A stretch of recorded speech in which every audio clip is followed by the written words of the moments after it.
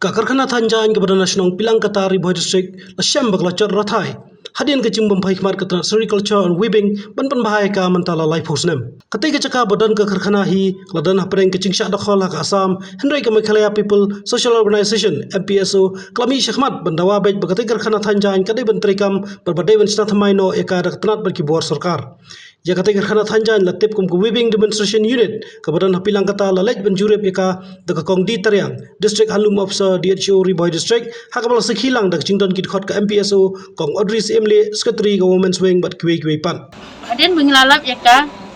bila ikran ketua ni berkirpas no jong kana ka Pilingkata. Bat ni semba sem la pentrikam ya ka nadu taki posnem. Te hadian nang tu pa kita ka sim khia jong ni kum ka seng ngilai ni sya pa office jong ka handlum. Bar ngilai kren bat I officer I DHO ilayawan hagan deka si bat kumba pi imenta idon hang ni hajan kan deka office kepada ka cekak ka ba kiai ka ji kai ban thaiñ di ha bat ilawan ban yu kecat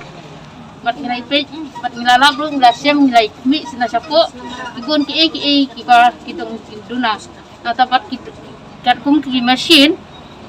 ki rasni lot berhoj nata ka yeng kamlong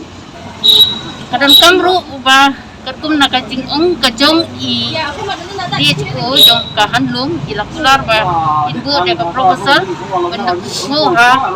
la citrok rai darakto di ba inyo ya kan ni ting hapan up ya katukot ni kumba ilakular binsa nang ya bat ngiru nginang yai tre bat nginang yai leru penikutin ya kan ni hadir mengilakan bat DHO ilakular ba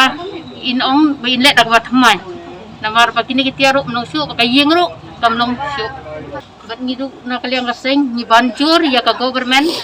bakan le kangploy ya ka proposal nang ba kangtang kadi kane ka ceka ka ba kadi hi khaput